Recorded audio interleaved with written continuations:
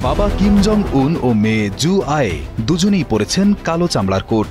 একসাথে উপভোগ করছেন যুদ্ধ বিমানের মহড়া। গত ২৮ নভেম্বর শুক্রবার উত্তর কোরিয়ার বিমান বাহিনীর ৮০তম প্রতিষ্ঠা বার্ষিকী এভাবেই আড়ম্বরের সাথে পালিত হয়েছে। দেশটির সর্বোচ্চ নেতা কিম জং উন তার মেয়েকে সঙ্গে নিয়ে এই অনুষ্ঠানে যোগ দেন এবং যুদ্ধ বিমানের মহড়া উপভোগ করেন। তবে এটি শুধুই কোনো উৎসব ছিল না, বরং এর পেছনে ছিল বিশ্বকে নিজেদের সামরিক শক্তি দেখানোর একটি কঠোর বার্তা। উত্তর কোরিয়ার রাষ্ট্রীয় গণমাধ্যম KCNA রবিবার এই খবর প্রকাশ করেছে।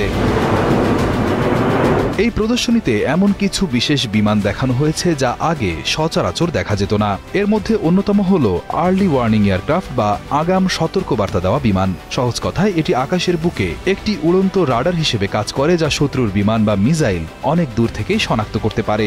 এটি উত্তর কোরিয়ার আকাশসীমার নিরাপত্তায় একটি বড় সংযোজন। অনুষ্ঠানে কিম জং উন একটি রহস্যময় ঘোষণাও দিয়েছেন। তিনি জানিয়েছেন, খুব শীঘ্রই বিমান বাহিনীকে নতুন কৌশলগত সম্পদ বা স্ট্র্যাটেজিক অ্যাসেট দেওয়া হবে। ধারণা করা হচ্ছে এটি অত্যাধুনিক কোনো যুদ্ধ বিমান বা ড্রোন হতে পারে, যা দেশটির সামরিক শক্তিকে আরও কয়েক গুণ বাড়িয়ে দেবে।